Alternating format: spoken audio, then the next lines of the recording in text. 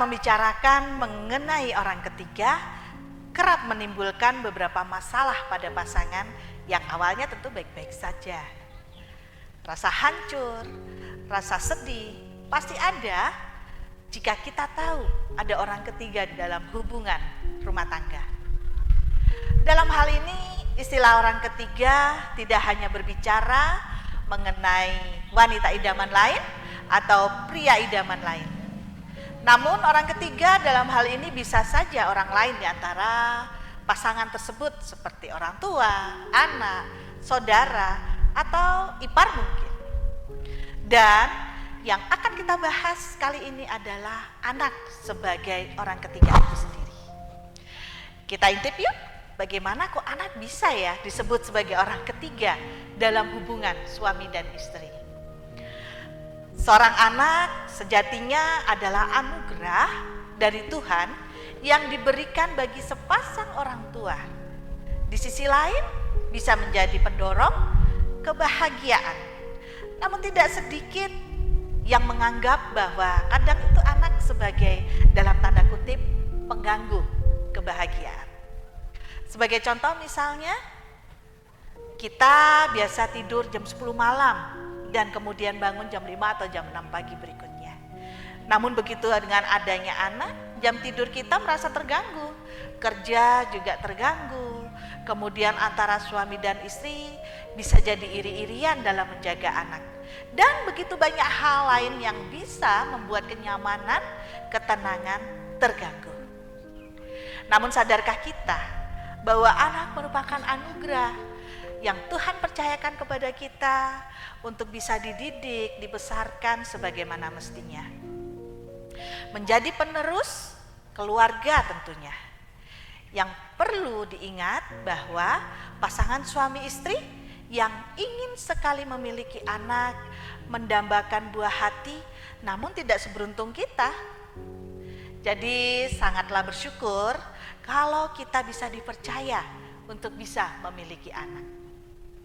Namun jangan lupa, untuk memiliki anak sebelumnya kita sendiri harus siap, baik itu mental dan juga mempersiapkan komunikasi yang baik, terbuka antara suami dan istri, supaya dalam menghadapi situasi yang di luar prediksi yang bisa saja terjadi, kita bisa memakluminya tanpa bersungut-sungut. Contohnya kita merasa perhatian istri atau suami berkurang karena adanya anak. Saat suami pulang kerja misalnya, yang dicari anaknya dulu, yang dicium anaknya dulu, sedangkan istri yang kesekian. Begitu juga suami, kalau ditanya, anak amankah? Tadi waktu dijaga nggak jatuh kan? Nah, kadang-kadang memang situasi yang dianggap sepele, tiba-tiba ujung-ujungnya akan menjadi sebuah pertengkaran. Cekcok mulut lah, kalau tidak ada komunikasi yang baik, dan jangan sampai anak menjadi tumpuan kemarahan kita.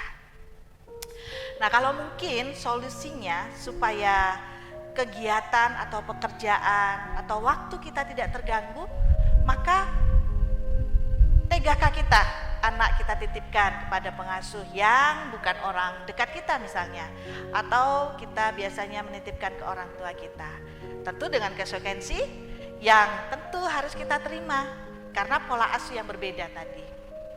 Maka dari itu perlu adanya pembagian tugas, mungkin kita atur jadwal, tanggung jawab mengasuh dan menjaga anak supaya anak sendiri bisa teratasi dengan baik.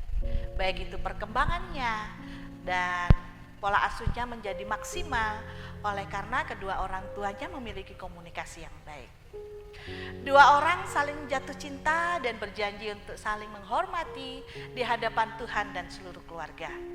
Pada waktunya mereka kemudian dianugerahi anak-anak. Alkitab sendiri mengatakan bahwa memberitahukan anak adalah pemberian atau hadiah, seperti di dalam Mazmur 127 ayat 3 yang mengatakan bahwa sesungguhnya anak-anak lelaki adalah milik pusaka daripada Tuhan dan buah kandungan adalah suatu upah. Yang pasti maksudnya tidak hanya anak laki-laki saja.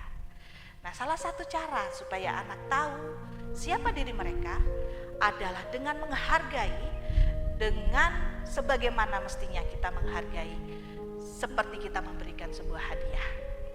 Sebagai orang tua, kita harusnya masih bersyukur diberikan anak, mengingat ada juga pasangan yang tidak kunjung diberkati anak, sebagaimana kisah Hana yang menangis di hadapan Tuhan supaya dia diberikan keturunan.